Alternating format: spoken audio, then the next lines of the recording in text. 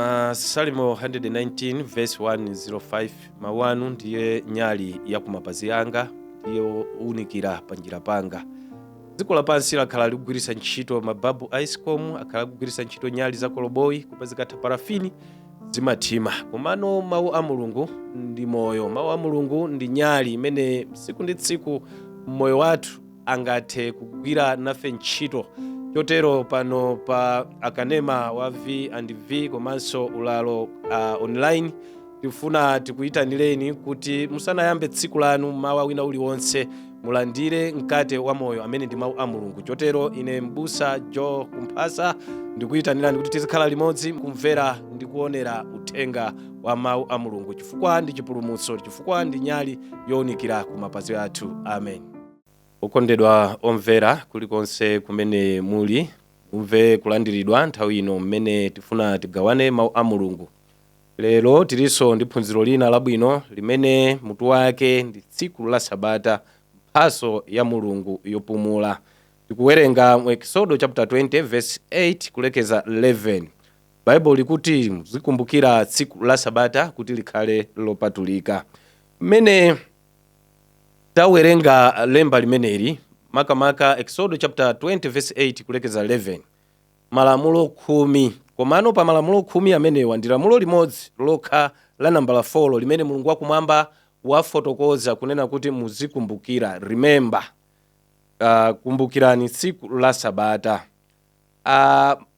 Nkhani iyi kapena kuti Sabata ili inaperekedwa ku phiri la Sinai mu zaka za 1446 BC. Malamulo 10 amene Mulungu wakumwamba mwini wace ndi amene adapereka kwa Mose.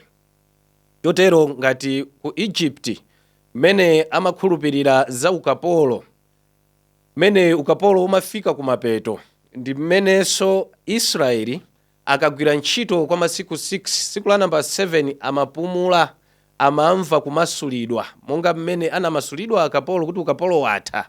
Ndi mmenenso Sabata limamvesedwera mbali zina. Komano malingana ndi malamulo 10 a Mulungu mu Exodo chapter 20 komanso Deuteronomy chapter 5 afuna ationetserenso mawu ena ochepa amene amapezeka m'Baibulo okhuzana ndi chilengedwe limene ngati mukutisatira bwino phunziro lina loyambirira tidakamba za chilengedwe, kunena kuti Mulungu wakumwamba atagwira ntchito kwa masiku 6, tsiku la namba 7 adapumula limene akulifotokoza kuti tsiku la Sabata. Ndiye mu Hebrew kapena kuti mu Chiheberi mawu okonena kuti remember ndi zaka, akutanthauza kuti tikumbukire wina aliyense pa dziko lonse lapansi tikuyenera kukumbukira tsiku la Sabata limeneli. Chifukwa chani? Akati ukumbukire zikutanthauza kuti umadziwa, ndiye mwina mwadala ukusokoneza sukufuna kusatira, ndikuona akutikumbusa kuti tidayenera tikumbukire kusunga ndi kusatira kusamalira tsiku la Sabata limeneli. Chifukwa chani? Chifukwa ndi tsiku lopatulika, ndi tsiku loyera, ndi tsiku lodalisidwa. Chotero tsiku la Sabata likulumikiza ndi chilengedwe chimene ndi chilengedwe komanso ndi chipulumutso.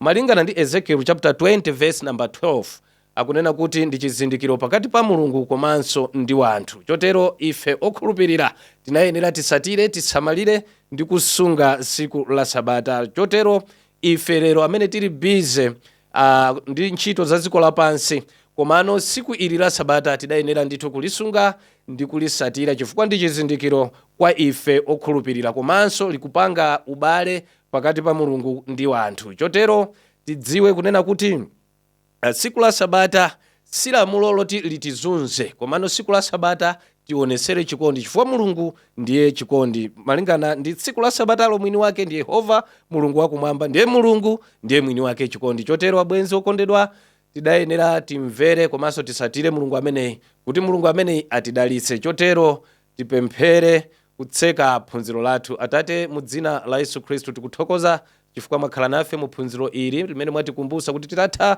kugwira ntchito zathu masiku 6, tsiku la namba 7 tipumule ku ntchito zonse zimene tagwira mu dzina la Yesu Khristu. Amen.